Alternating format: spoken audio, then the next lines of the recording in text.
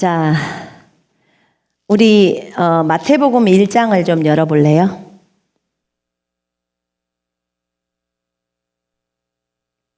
마태복음 1장. 자, 18절부터 25절까지 읽겠습니다. 마태복음 1장 18절부터 25절까지 같이 읽겠습니다. 시작.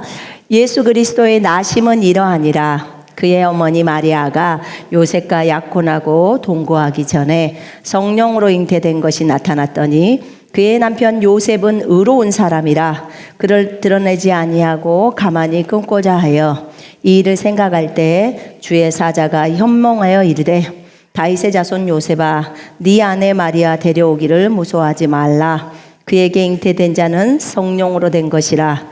아들을 낳으리니 이름을 예수라 하라. 이는 그가 자기 백성을 그들의 죄에서 구원할 자이심이라 하니라. 이 모든 일이 된 것은 주께서 선지자로 하신 말씀을 이루려 하심이니 이르시되 보라 처녀가 잉태하여 아들을 낳을 것이요 그의 이름을 임마누엘이라 하리라 하셨으니 이를 번역한즉 하나님이 우리와 함께 계시다 함이라. 요셉이 잠에서 깨어 일어나 주의 사자의 분부대로 행하여 그의 아내를 데려왔으니 아들을 낳기까지 동침하지 아니하더니 나음의 이름을 예수라 하더라. 아멘. 여러분, 예수님의 이름은 주 예수 그리스도입니다. 그죠? 정확한 예수님의 이름이 주 예수 그리스도예요.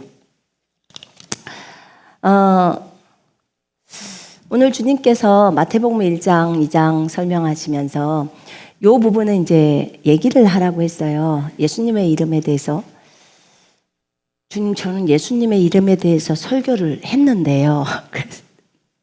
더 해라. 가만 보니까 100번이고 1000번이고 더 해야겠더라고요. 주님의 이름은 하면 할수록 더 좋겠죠? 예, 우리가 더 많이 알아야 된다는 거예요.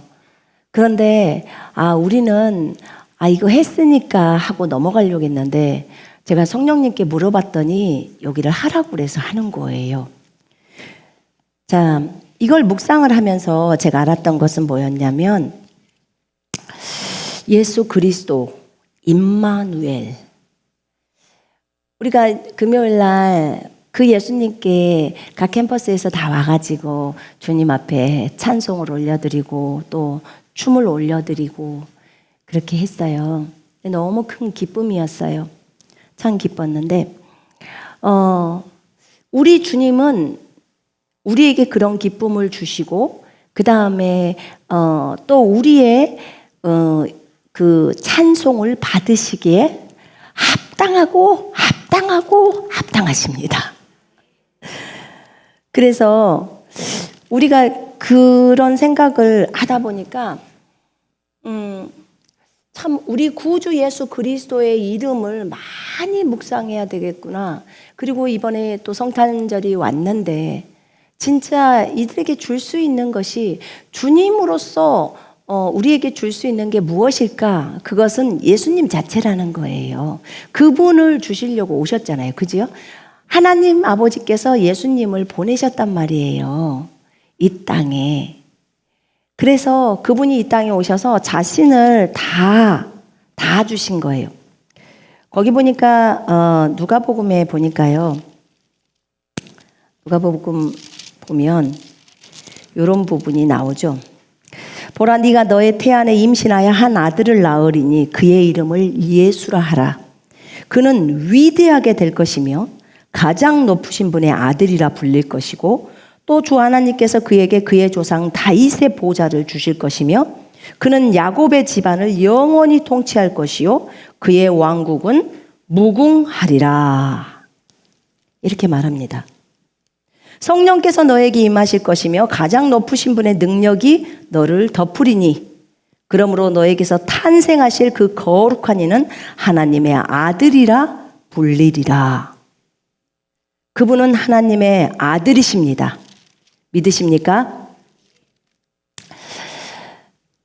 수많은 하늘의 군사들이 그 천사와 함께 있어 하나님을 찬양하며 말하기를 지극히 높은 곳에서는 하나님께 영광이요 땅 위에는 화평이요 사람들에게는 호의로다. 아멘.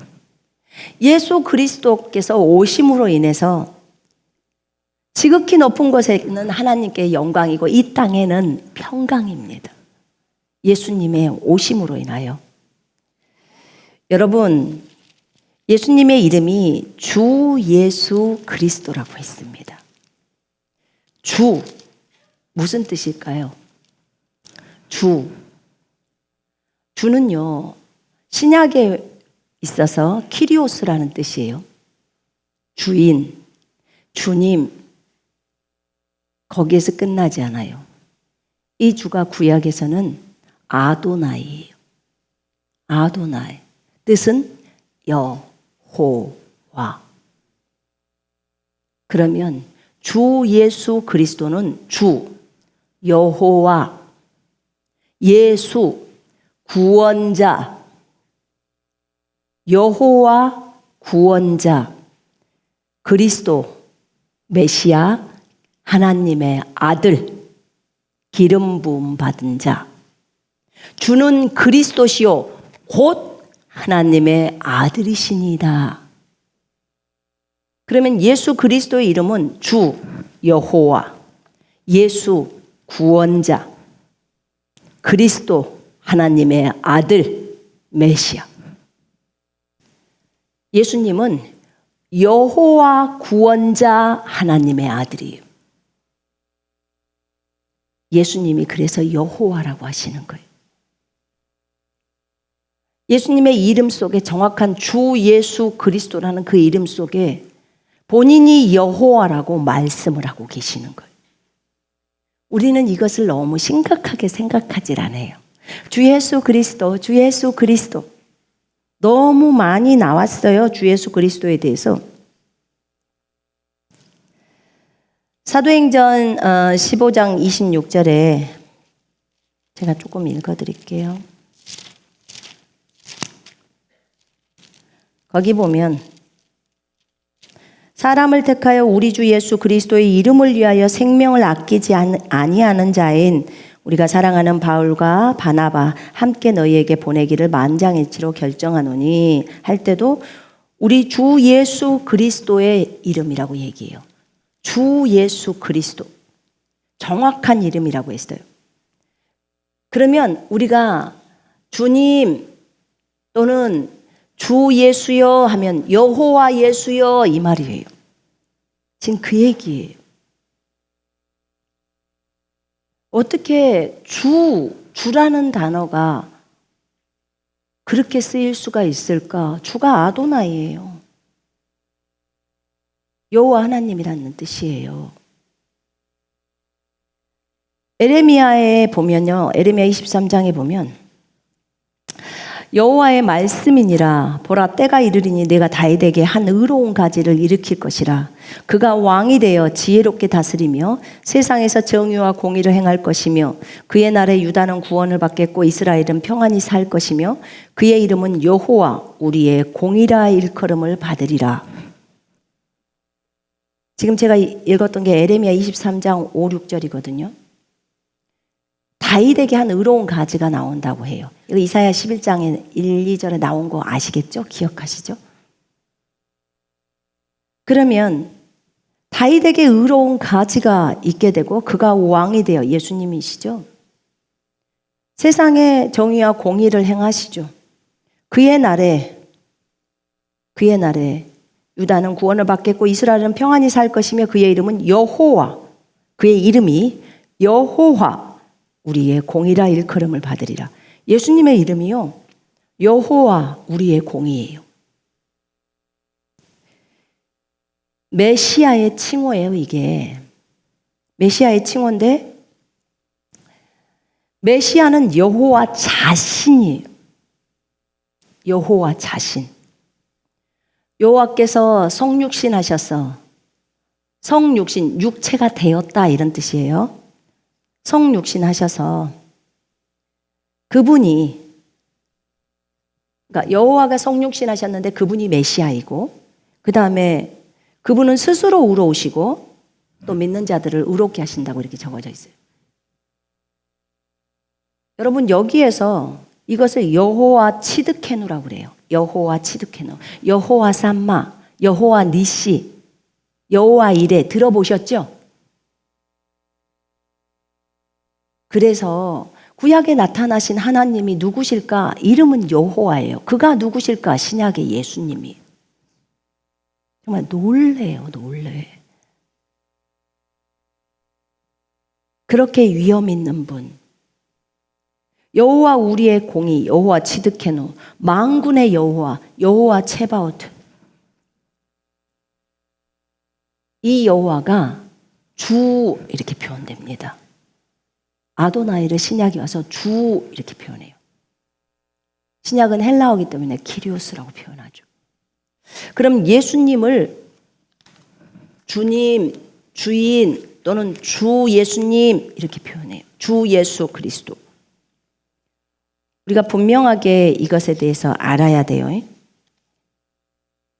자, 예수를 낳을 것이다. 또는 아들을 낳을 건데 그의 이름을 예수라 하라. 그가 자기 백성을 죄들에서 구원하실 자임이라.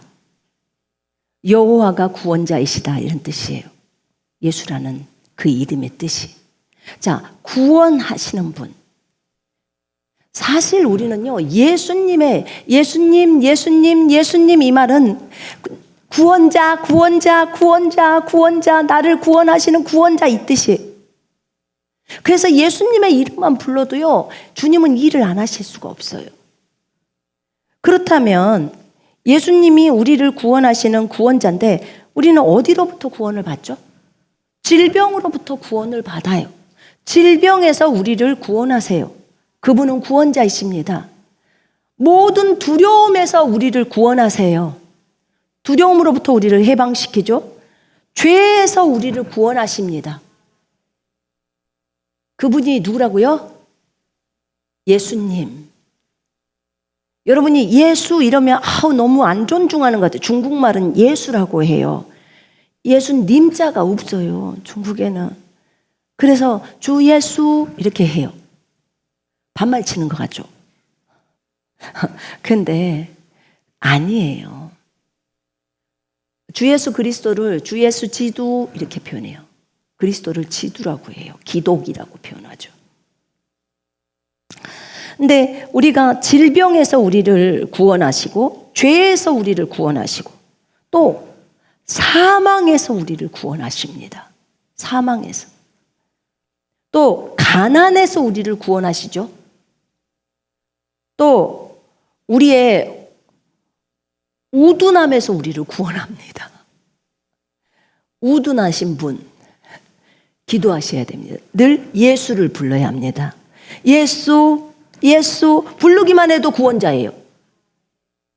주님은 우리의 구원자입니다. 이 표현을 해도 좋고요. 예수님이 구원자라는 것을 안다면 이름을 예수 불러도 그분은 나를 구원해야 되는 거예요. 그래서 주 예수 그리스도의 이름을 부르는 자는 구원함을 얻으리라. 제 말이 아니고 성경 말이에요. 그죠? 예수님의 이름을 부르면 구원 얻는데 왜요? 구원자 여호와는 구원이시다 계속 그러고 있는 거예요. 예수 부르니까. 그러니까 케네세기 목사님이 그 다른 사람 치유할 때 치유 기도를 했는데 치유가 안 되니까 자, 손잡고 지금부터 예수님의 이름을 부릅시다. 그래서 영어는 뭐예요? 지저스라 그랬겠죠. 그죠? 우리는 주 예수라고 부르는데 그렇게 계속 우리 예수 같이 그렇게 부르다 보니까 그냥 치료가 일어나 버린 거예요. 여러분 그 이름의 능력입니다. 왜냐하면 주님이 이 성경을 쓰실 때 여기에다 그렇게 적어놨어요. 구원자라고. 우리의 우둔함, 미련함에서 우리를 구원하시고 우리가 묶여있는 그런 속박들 있죠. 거기에서 우리를 구원하십니다. 시어머니로부터 구원해 줄까요?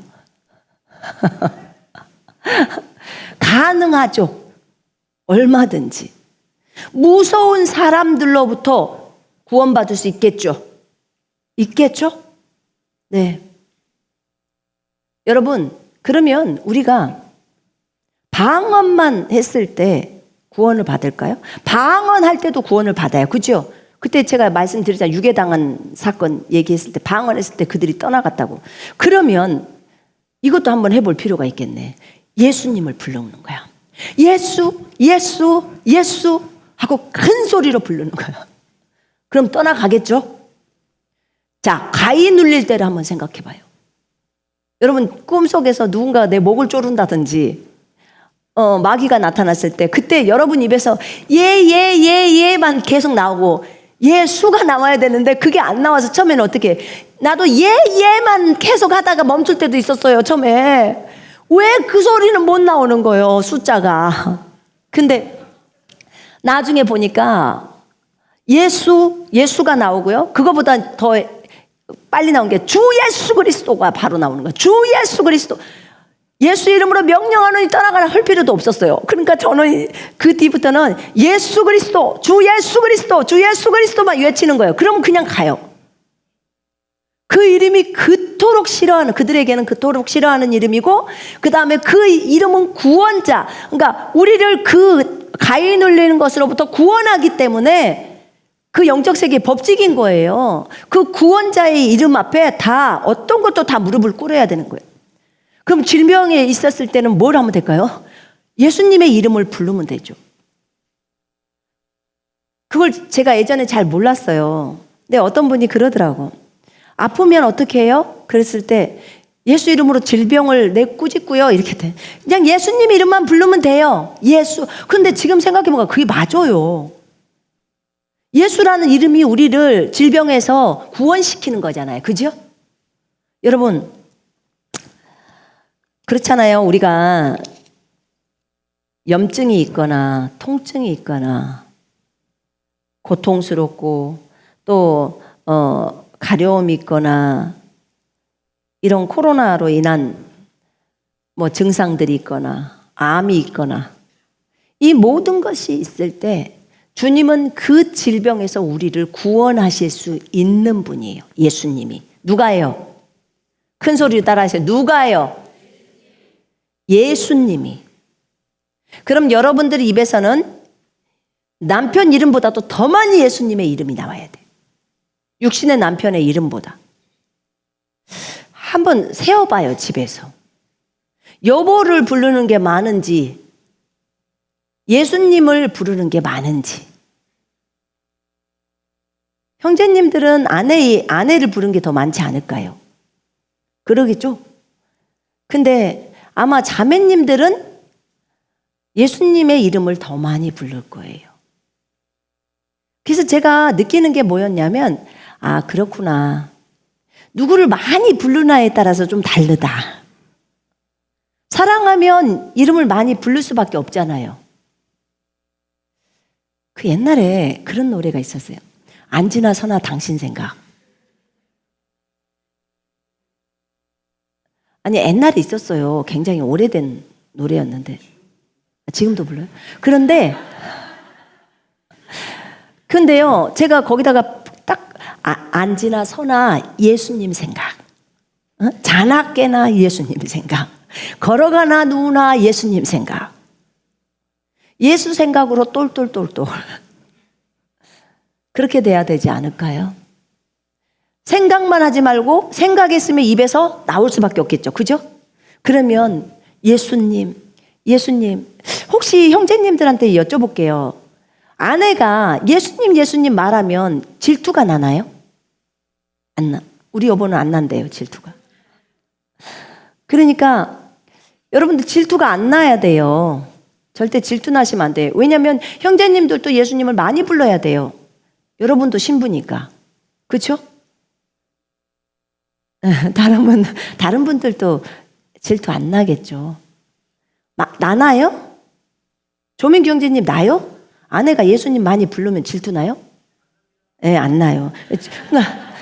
정상이에요. 왜 안 나냐면 본인도 예수님을 찾기 때문에 안 나는 거예요. 예수님을 안 찾으신 분들은 나죠. 질투할 것을 질투해야 돼요. 그죠? 그리고 감히 어떻게 예수님하고 비교를 한대요. 또 안 보이시는 분인데, 그렇죠? 네. 네, 어쨌든 예수님은 구원자시기 때문에요. 우리를 이것으로부터, 이런 것들로부터 구원을 하십니다. 오늘 기억하셔야 돼요. 예수님이 이 땅에 다윗의 자손으로 오셨고요. 그 다음에 이 땅에 왕으로 오셨어요. 오늘 우리 저번 금요일부터 왕이 나셨도다 하죠. 왕이 나셨도다. 진짜 예수님이 여러분의 왕 맞아요? 왕 맞아요. 네. 예수 그리스도는 왕이십니다. 왕이에요. 여호와는 왕이십니다. 자, 그분은 그리스도이십니다. 이는 오늘 다윗의 성읍에서 너희에게 구주가 나셨음이니 그분은 주이신 그리스도시니라. 주 여호와이신 그리스도시니라. 하나님의 아들이시니라. 그분은 왕이시죠. 메시아이십니다. 여러분, 그 예수 그리스도, 그 메시아이신 예수 그리스도, 그분이 거기 보면은 우리가 아까 읽었던 마태복음 1장에 보면 뭐라고 표현했냐면, 보라 처녀가 잉태하여 아들을 낳을 것인데 그 이름을 임마누엘이라 하라. 오늘 아침에 임마누엘 불렀죠, 우리가. 예. 번역한즉 하나님이 우리와 함께 계신다. 또는 우리와 함께 계신 하나님. 자, 봐요. 우리와 함께 계신 하나님. 누가요? 예수님이. 그러면 예수님은 하나님이십니까? 여러분들이 그 여호와 증인한테 가서 혹시나 얘기를 할 때 예수님을 하나님으로 인정 안 해요. 그러면 예수님이 임마누엘이라고 해서 하나님으로 딱 나오는 거예요. 분명하게 하나님이라고 말씀을 하고 있습니다. 그럼 그분들한테 이 구절 임마누엘이라는 구절을 비춰주세요. 그리고 이사야서 9장을 알려주십시오.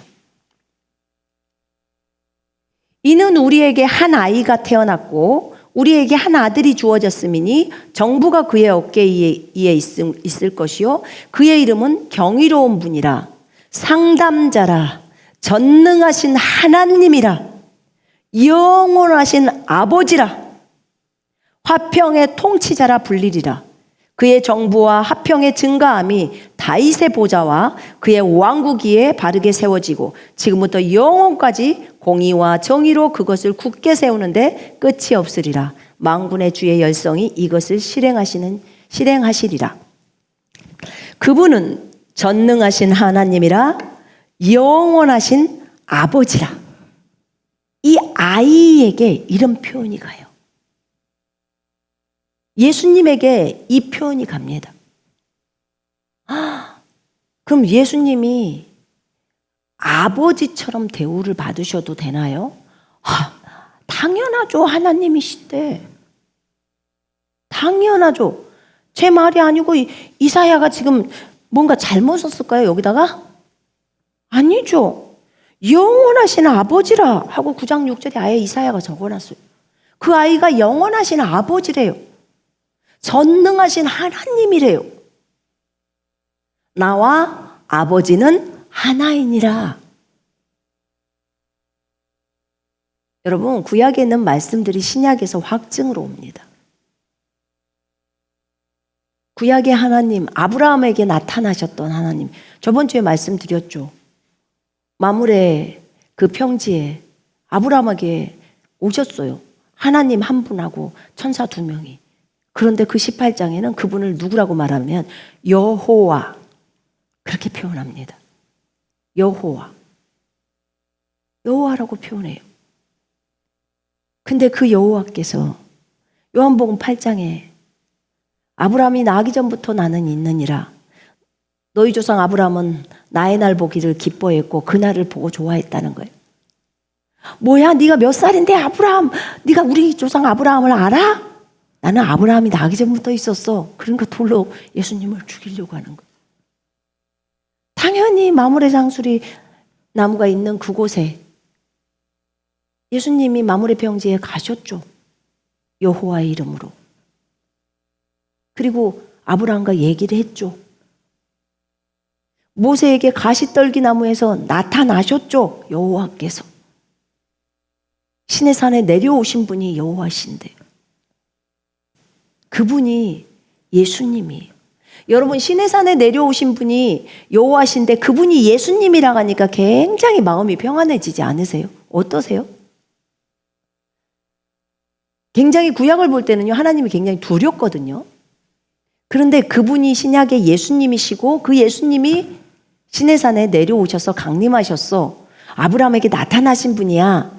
야곱에게 말씀하셨던 분이야. 그러면 굉장히 마음이 편안해지고 따뜻해지고 그래요. 그분에 대한 그 느낌이. 그분이 그토록 우리를 사랑하셨구나. 안 되겠네. 내가 내려가서 너희를 위해서 죽어야겠다. 너희의 죄 문제를 해결하고 내가 너희에게 영원한 생명을 줘서 나랑 함께 교제하려고 내가 네 속으로 들어가야겠다.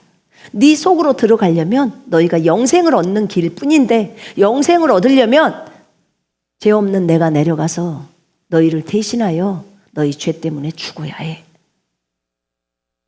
그리고 내가 죽고 3일 만에 살아나야 해.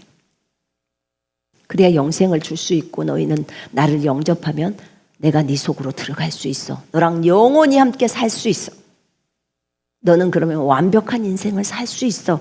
네가 나에게 양보만 한다면 예수의 인생을 살아갈 수 있어.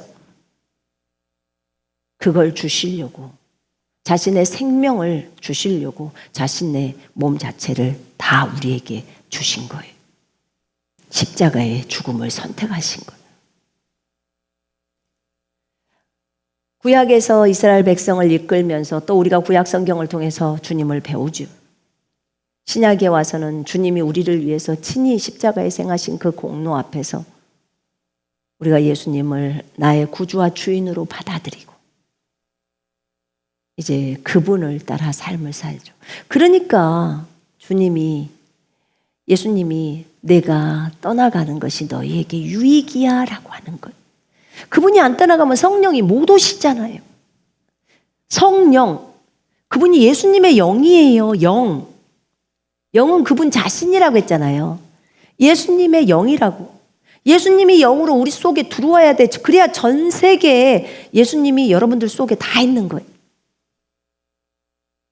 봐봐요. 여기 있는 충만이 속에는 예수님이 계시는데 그분이 거기만 들어가고 우리 속에는 못 들어온다 그러면 억울하잖아요. 그죠? 그렇잖아요. 그러면 우리 속에도 들어오시고 다른 사람들 속에, 전 세계 사람들 속에 오시기만 원하고 예수님이 하나님의 아들이시고 구원자이시고 주님인 것을 믿고 그분이 죽고 3일 만에 살아난 것을 믿기만 한다면 그분 들어오시잖아요. 그죠? 하나님의 아들이신 걸 믿기만 하면 들어오시잖아요. 그러니까요. 그래서 유익이라는 거예요. 전 세계에 예수님이 형제자매들 속으로 들어가서 그 형제자매들이 작은 예수로서 예수님의 인생을 살고 있는 거잖아요. 사람들이 볼 때. 얼마나 아름다운 이야기입니까? 임마누엘, 우리와 함께 하시는 하나님. 이렇게 우리와 함께 하셔요. 우리와 함께 하시는 하나님. 그분은 하나님이에요. 분명하게 하나님이에요. 이사야 9장에서 벌써 구약 성경에서 이 아이가 하나님이라는 것을 말을 해버려요. 아이가 하나님이라는 것을.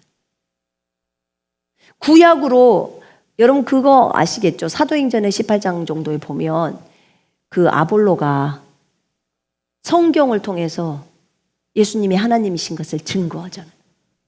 그리스도이심을 증거해요. 그리스도가 하나님의 아들이란 뜻이에요. 그래서 예수가 그리스도인 것을 성경으로 증명합니다. 그러면 이사야 9장 6절을 반드시 9장 6절 7절을 들이밀었겠죠. 이사야서 11장 1절부터 10절을 들이밀었겠죠. 또 7장에 처녀가 잉태된 사건들을 또 들이밀었겠죠. 다 밀었겠죠. 에레미야 말도 다 보여줬겠죠. 얼마나 많았겠습니까? 그걸 통해서 그 그리스도, 그토록 기다린 하나님의 아들이 이 예수야 라고 증거를 딱 한다는 겁니다. 여러분, 사도들도요, 예수가 그리스도이심을 증거하는 것이 매일의 삶이었어요. 매일 예수님이 그리스도인 것을, 하나님의 아들이신 것을 증거했어요. 오늘 오전에 목사님 설교했잖아요. 빌립이 이디오피아 내시한테 복음을 전했어요. 그리고 나서 그 뒷구절에는 안 읽었어요. 그 뒷구절에 이제 물이 있어요. 가다가, 마차 타고 가다가 물이 있으니까, 여기 물이 있는데 내가 침례를 받는데 거침이 있냐? 아니, 네가 예수가 그리스도 하나님의 아들이신 것을 믿는다면 침례 받을 수 있어. 그 말이 개역 성경에는 삭제되어 있어요. 킹제임스 성경에는 있어요. 그러니까 둘이 물로 내려가요. 물로 내려가서 거기에서 빌립이 침례를 줍니다. 침례를 주고 물에서 같이 올라오는 거예요. 물 속에 그러니까 푹 잠겼다가 일으키는 거예요. 침례는 주님과 함께 죽는 거기 때문에 장사 지내는 거죠. 네 사람을. 그러니까 물에서 올라왔는데 성령께서 빌립을 데리고 가버립니다. 갑자기 옆에 있던 빌립이 없어져 버린 거예요. 그런데도 내시는 기뻐서 가는 거예요. 나 구원받았다 이거예요. 나 예수님 믿었다 이거예요.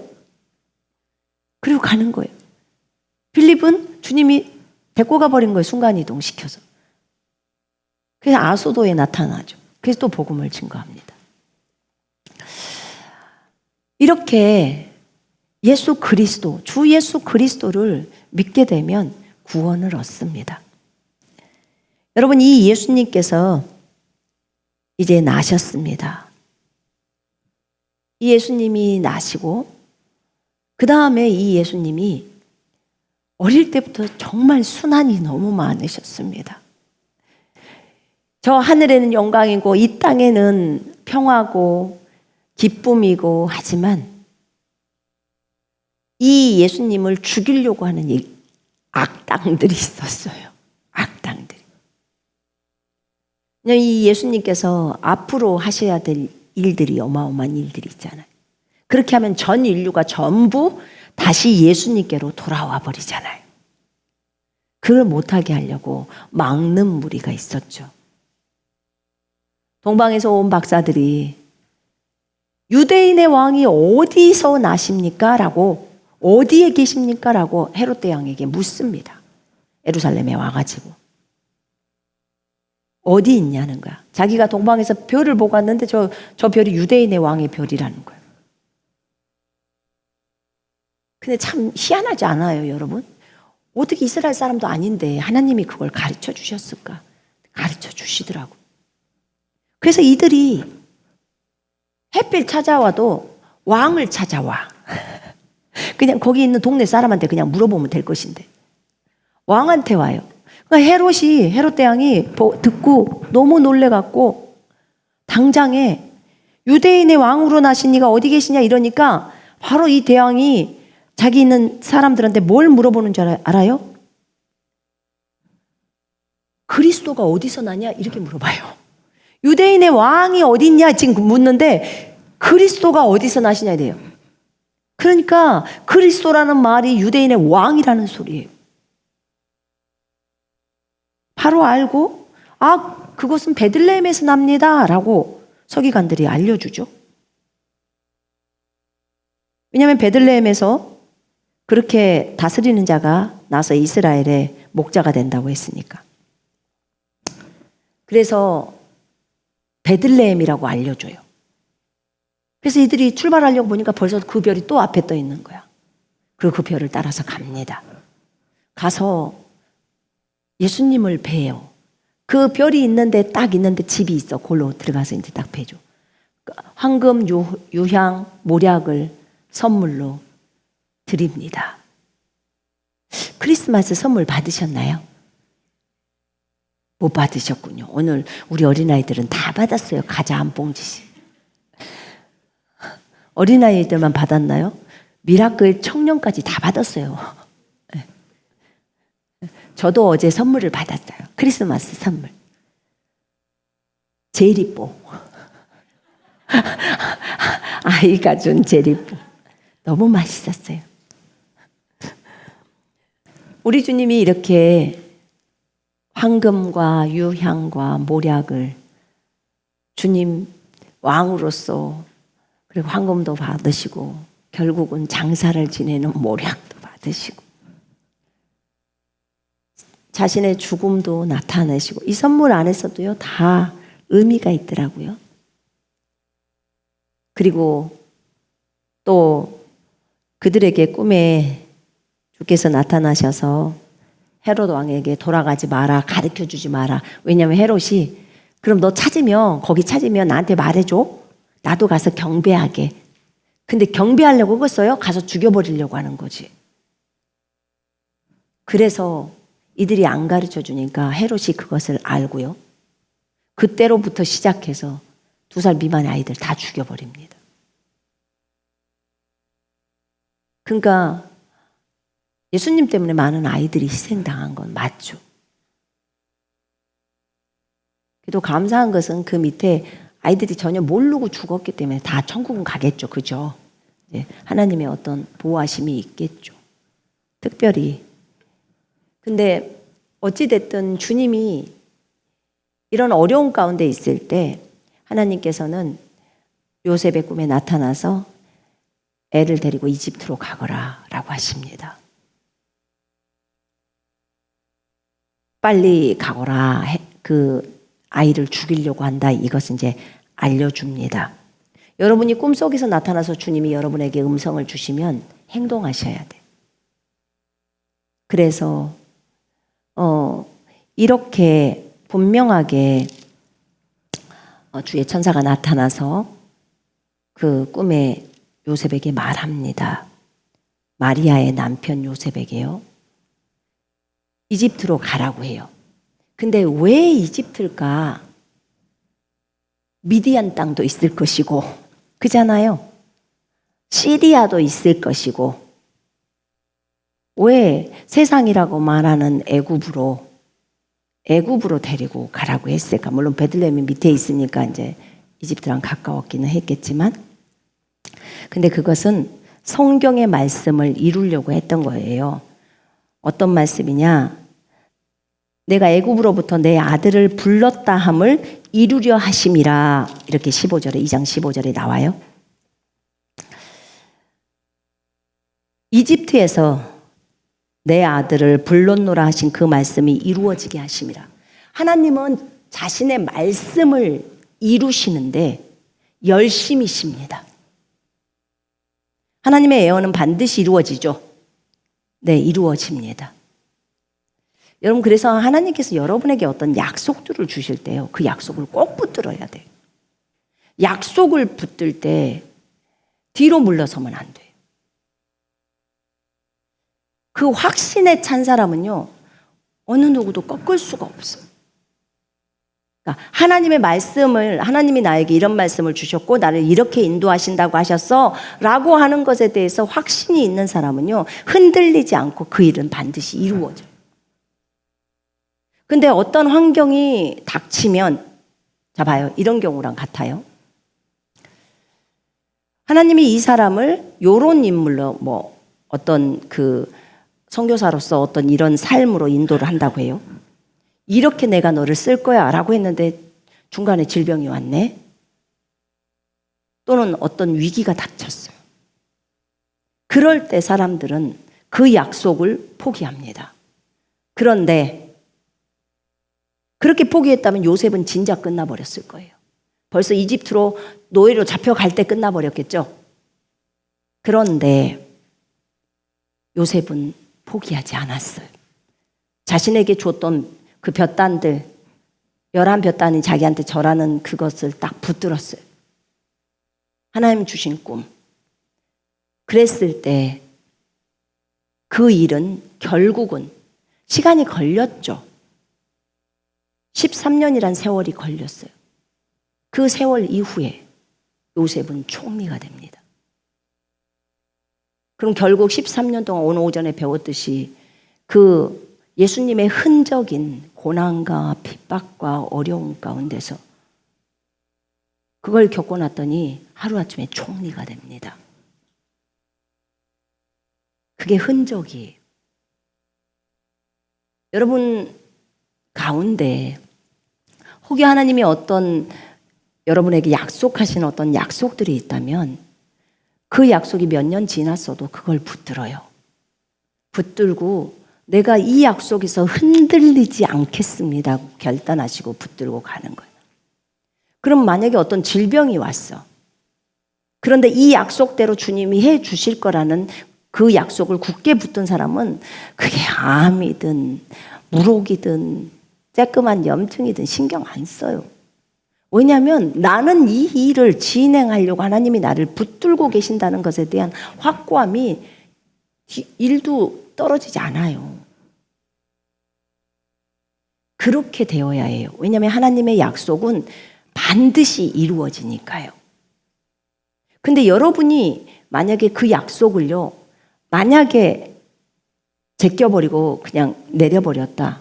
여러분 개인에게 주신 약속인데 여러분이 스스로 포기해버린다. 그럼 안 이루어져요. 자, 봐봐요. 지금 여기 한번 봐보세요. 예수님이 내 아들을 이집트에서 불렀다는 이 약속의 말씀이 이거는 구약에서 애언으로 적어져 있었어요.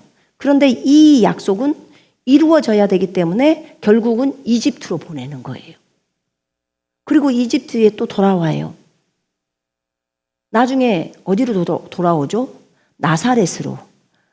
원래는 나사렛이 아닌 곳으로도 갈 수 있었는데 요셉이 무서워해요.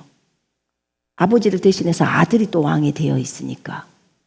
그래서 나사렛으로 가는 거예요. 그러니까 거기에 말씀에서 뭐라고 나와 있냐면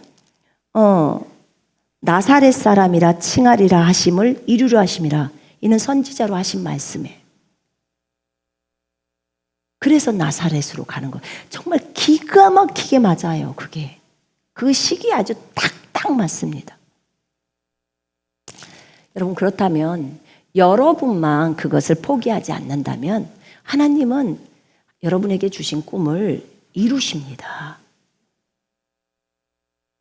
여러분 그것은 굉장히 우리에게도 큰 기쁨이지만요. 주님이 그 일을 행하시는 거예요. 그래서 난 여러분들이 여러분에게 주님이 어떤 말을 했으면 그걸 꼭 붙드시기를 바랍니다. 주님은 누구라고요? 구원자시라고. 누구시라고요? 구원자예요. 예수님은 여호와세요. 주니까 주는 여호와라고 했어요. 예수는 구원자. 아까 말했어요. 어디로부터의 구원? 질병으로부터의 구원. 여러분의 가진 억압으로부터의 구원. 갖고 있는 억압이 있다면 억압, 또 가난, 또 사망. 그분이 우리를 사망으로부터 구원하신 구원자예요. 아멘. 예수께서 그녀에게 말씀하시기를 나는 부활이요 생명이니 나를 믿는 자는 죽어도 살겠고 살아서 나를 믿는 자는 영원히 죽지 아니하리라. 네가 이 말을 믿느냐라고 하십니다. 그럼 우리는 어떻게 대답해야 돼요? 예, 믿습니다라고 해야 돼요. 아멘. 여러분, 하나님은 약속에 신실하십니다. 우리가 주님을 그렇게 온전히 믿으면 그 일은 이루어집니다. 당장 의사는 내일 모레 죽는다고 해요. 그럼 저 같으면 이런 선택을 하겠습니다. 나는 인간 의사 말 안 믿고 나는 신이시고 의사인데 그분이 내 속에 있는데 내 안에 계신 의사이신 예수님을 믿겠습니다. 그분이 나를 낳았다고 하기 때문에 나는 낳은 걸로 믿겠습니다. 나는 그분의 말에 목숨을 걸겠습니다. 어차피 죽는다고 했으면 어차피 뭐 이틀 후면 당신은 죽습니다. 그러면 나는 여기 말을 안 듣고 난 진정한 의사이신 분이 이것을 쓰신 나의 안에 계신 그분의 말을 듣겠습니다. 진리를 붙드는 게 이거예요. 그분을 따라가는 게 이겁니다. 맞죠? 여러분 우리는 진리를 따라가야 합니다. 아멘. 진리대로 걸어야 합니다. 그럴 때 그분이 역사합니다. 이렇게 예수님은 이 땅에 오셨을 때 모든 사람에게 기쁨이 되기를 원하셨습니다. 그러나 예수를 믿지 않는 사람들, 그 당시에 예수를 믿지 않았던 사람들에게는 그들의 삶 자체가 슬픔이에요. 그러나 아까 그랬잖아요. 하늘에는 영광이요 이 땅에는 평화로다. 기회가 마지막에 있습니다. 우리는 알고 있잖아요. 베드로전서 4장 6절의 말씀을 통해서 결국은 지옥에도 복음이 들어간다는 그 날이 온다는 걸 알잖아요. 그러니까 결국에는 그들에게도 기쁨이고 평강입니다. 지옥에서 오랫동안 힘들겠죠. 그러나 그 전에 구원받으면 평강일 텐데 본인이 크고 집을 피우고 안 받아들였으니까 어려움이 있겠죠. 그러나 결국은 종말에 있어서는 예수님께서 자신의 희생을 통해서 그 영혼들을 건질 수 있는 그런 기회가 오는 거죠. 얼마나 감사한지 모릅니다. 여러분, 우리가 주 예수 그리스도를 기억하십시다. 예수님의 이 오심으로 인해서 얼마나 큰 기쁨이 있었는지. 여러분, 그 마리아는요, 자기가 그 어린 나이에 엄마 역할을 하잖아요. 엄마 역할을 할 때 목자들이 왔을 때도요, 마리아는 그 목자들이 그 예수님에 대해서 한 얘기들을요, 마음에 간직합니다. 마음속에 간직하고 되새겨 보더라 이렇게 말해요. 되새겨 보는 거예요. 그렇게 마리아가 임신을 하고 그 엘리사벳한테 갔을 때도요, 그때 엘리사벳이 이런 얘기를 합니다. 믿은 여자는 복이 있도다. 이는 주께서 그녀에게 말씀하신 것들을 이루어질 것이기 때문이라. 이렇게 말합니다. 여러분, 믿은 여자는 복이 있습니다. 믿은 남자도 복이 있습니다. 하나님께는 불가능한 일이 전혀 없습니다. 저는 이 마리아가 하는 말을 굉장히 좋아해요. 주의 여종이오니 주의 뜻대로 이루어지이다 이렇게 표현해요. 이렇게 예쁘게 말도 할까? 여러분, 우리 한번 해볼까요? 저기 형제님들은 주의 종이오니 이렇게 하는 거예요. 우리는 주의 여종이오니 이렇게 얘기하잖아요. 주의 뜻대로 이루어지이다. 주님이 여러분에게 무엇을 말씀하셨어? 고난이 온다고 해. 박해가 온다고 해. 또는 내가 너를 이렇게 쓸 거야, 저렇게 쓸 거야 말했을 때, 그러면 마리아처럼 대답할 수가 있어야 돼요. 여러분, 네가 아기를 낳는데 그 아기가 만왕의 왕이야. 다윗의 열쇠를 지니신 분이고 다윗의 후손으로 온 하나님의 아들이야. 이 얘기를 하는 거예요. 그 다음에 모든 사람을 구원할 수 있는 구원자라는 거예요. 그 얘기를 들을 때 우와, 내가 낳는 아들이 진짜 왕이다. 기쁘겠죠. 엄청 기쁠 수 있어요. 그런데 결혼도 안 한 여자예요. 근데 아기를 낳아야 돼. 이것은 바로 돌 들어서 바로 찍어서 죽일 수 있는, 돌 맞을 수 있는 바로 그런 상황이에요. 이게 단순히 기쁘기만 할까요? 그 사람한테? 얼마나 위급한 상황입니까? 생각을 해봐요. 그냥 그대로 죽어야 돼. 근데 보니까요, 참 마리아 훌륭하더라고. 무슨 그런 일이 다 있대요 하면서 이제 우리는 막 따질 거 아니에요. 주님, 사람 잘못 찾아온 것 같아요. 이렇게 하지 않을까요? 근데 정말로 아까 그 오전에 그러잖아요. 그 빌립한테 가서 너 그 광야로 예루살렘에서 가사까지 가는 그 거리에 광야인데 거기로 가거라 하면 나 같으면 왜 가야 되는데요? 이렇게 물었을 거예요. 안 물어보더만 빌립이 안 적어져 있어. 왜 가야 되는데요? 가서 그 광야에서 못 알아보고 나를 거기 가라고 해요? 이렇게 나 같으면 바로 물었을 거예요. 근데 빌립은 안 물어보대. 정말 훌륭해. 내가 봐도 너무 훌륭해. 여러분은 안 물어보겠죠?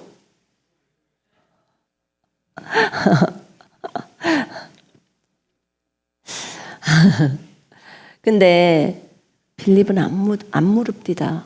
제가 그거 보면서요, 저기서 그 아침에 설교 쓰다가 쓰잖아요. 가슴이 얼마나 찔린지. 주님 죄송합니다. 죄송합니다. 나는 벌써 주님 왜 가야 되는데 이거 물어봤을 텐데 빌립은 안 물어보네요. 그러니까 주님이 가라 하면 잔말 말고 그냥 가면 되잖아요. 그죠? 가면 뭔 일이 있으니까 가라고 했을 거 아니요.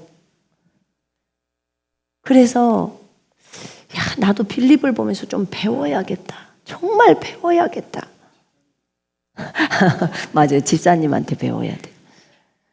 그래서 정말로 그 모습이 너무 아름다웠어요. 하나님을 신뢰하니까 더 이상 안 물어볼 거 아니요. 많이 대화를 나누는 것도 좋지만, 그래서 이 부분을 물을 때는 꼭 제가 가만 보면 느끼는 게 꼭 모세 같아요. 왜냐하면 모세도 정말 많이 말하잖아요. 처음에 주님 만났을 때 내가 너를 이집트에서 내 백성을 구원하려고 너를 보내겠다. 그러니까 나는 말 못하는데요. 야, 말하는 건 입 누가 만들었어? 내가 만들었지? 여호와가 만들었지? 귀머거리도 다 여호와가 만든 거야. 그러니까 내가 너와 함께 할 거야. 저는 입이 뻣뻣해서 말을 못합니다. 네 형 아론 있잖냐, 걔 말 잘해.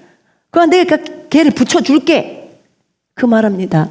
그러니까는 또 막 거기서 핑계를 대죠. 저 사람들이 여호와 이름 말하라면 뭐라고 해요? 그러니까 뱀도 만들어봤다, 문둥병도 해봤다, 막 합니다. 그러니까 이제 가거라, 보낼 만한 자를 보내소서, 막 이제 열받아요. 주님이 노하십니다.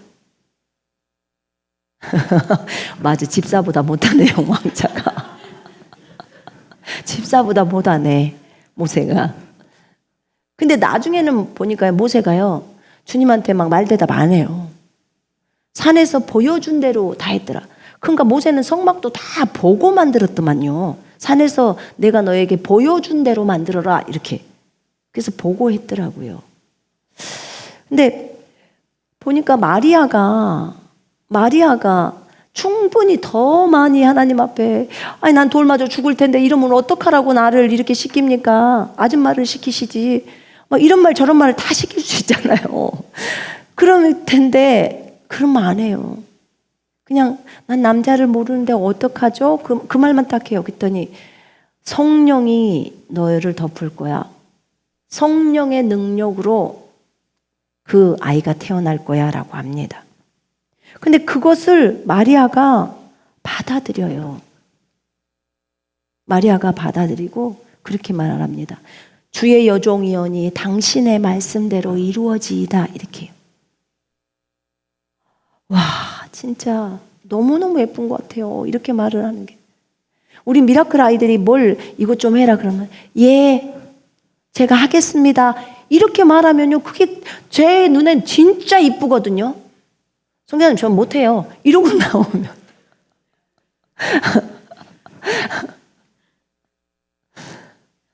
그러니까 아무리 바빠도 아이들이 예를 해요. 예하면서 그것을 해요. 자, 지금도 한번 해보겠습니다. 자, 형제님들은 주의 종이 오니 주의 뜻대로 이루어지겠나이다, 이렇게 하는 거예요.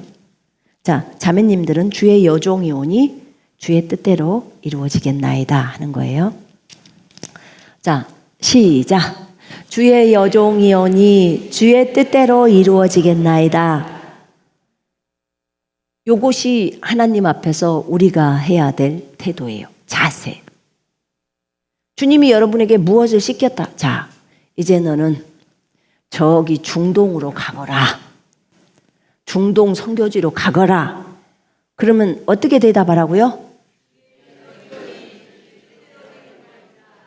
아멘. 확실히 대답해요. 지금 주님 듣고 계신 거예요. 이미 늦어버렸어. 말은 나왔어요. 네, 돌이킬 수도 없어요. 여러분, 우리의 자세가 지금 마리아처럼 위급한 상황도 아니에요. 이건 바로 돌 맞아서 죽을 상황이에요. 그런데도 마리아는 기꺼이 그 길을 선택합니다. 고난도 많고 어려움도 많고 마구간에서 아기가 나오고 그런데도 기쁘게 이 일들을 진행합니다. 사생아란 소리를 예수님이 많이 들으셨어요. 아버지 없는 자식. 그럼 어디서 음란으로 태어난 자식 이런 소리를 들으셨어요. 마리아가 그런 소리를 들을 때 얼마나 힘들까요? 그게 아닌데. 근데 사람들은 그렇게 비웃고 그럽니다.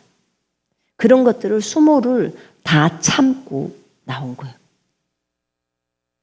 근데 조금 그러지 않을 수도 있겠네. 진짜 음란에서 태어난 자식이었다면 만약에 어려웠을 거예요. 근데 그게 아니기 때문에 당당할 수도 있겠네요. 그죠? 아니 우리한테 뭐 위단이니 어쩌니 뭐 이단성이 있다 뭐 이런 말 해도 나 아무렇지도 않거든요. 왜냐면 아니라서 아무렇지도 않아요. 그걸 무슨 확인하려고 증명할 필요도 말 것도 없고. 그러니까 아닌 사람은 아무렇지도 않는 거예요. 근데 어쨌든 많이 고통과 고난 속에서 예수님의 삶도 있었고 마리아의 삶도 있었어요. 근데 그들의 그 아름다운 희생으로 인해서 우리가 지금 이 시대에 하나님의 생명을 얻고 이렇게 평강 가운데 삽니다. 두려움이 없이 삽니다. 그렇지 않았다면 얼마나 많은 두려움 속에서 살겠습니까? 이 코로나 시즌에 얼마나 많은 사람들이 죽어가는데 아이고 이번에 내가 죽으면 어떡하지? 라고 생각할 거 아니겠습니까?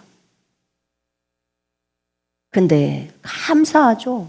하나님이 우리 속에 계시고 우리가 살아야 될 이유가 있다면 예수 그리스도 이름으로 해서 살면 되는 것이고 또 오라고 그러면 또 얼른 예수 그리스도 이름으로 가면 되는 것이고 그래서 마음의 평강 가운데서 걸을 수 있도록 우리를 인도하십니다. 여러분 우리도 마리아처럼 그렇게 얘기를 하십시다. 그분은 그의 자비를 기억하여 자기의 종 이스라엘을 도우셨으니 우리 조상들과 아브라함과 그의 씨에게 영원히 말씀하신 것처럼 하신 것이라. 주의 자비가 주를 두려워하는 자들에게 대대로 있도다. 아멘. 마리아가 주님을 찬양하는 내용이에요. 이렇게 자기에게 아기를 주신 것에 대해서 듣고 제가 볼 때 한 18살이나 먹었을 것 같아요. 많아야 20살. 근데 이 18살짜리 입에서 이런 말이 나와요. 아브라함의 언약을 기억하고 있어요. 이야, 놀랍도다. 여러분의 딸이 한번 그런다고 생각을 해봐요. 엄마 입장에서 받아들여지겠어요? 받아들여져야 돼요. 차라리 여러분이 담당하는 게 낫죠. 그죠? 어쨌든 하나님은 이렇게 하늘에는 영광이고 땅에는 평강인 예수 그리스도를 이 땅에 보내주셨습니다. 그래서 우리에게 주 예수 그리스도를 주셨습니다. 그분은 영으로 우리 속에 들어와 계십니다. 그분은 영광의 왕이십니다. 여러분 이것을 기억하십시다. 잊지 마세요. 그분의 이름이 주 예수 그리스도입니다. 그분은 구원자이십니다. 그분은 여호와이십니다. 그분은 참 하나님의 아들이시고 참 하나님이십니다. 영존하신 아버지이십니다. 전능하신 하나님이십니다. 아멘. 네, 아브라함에게 약속하셨던 그 다윗의 씨, 그분이 예수 그리스도이십니다. 하나님이신 분이 사람으로 오셔서 우리 속에 들어오시려고 그렇게 하셨습니다. 얼마나 그분의 사랑이 큽니까? 이 사랑에 감사하고 우리 이 시간에 찬송 하나 하십시다.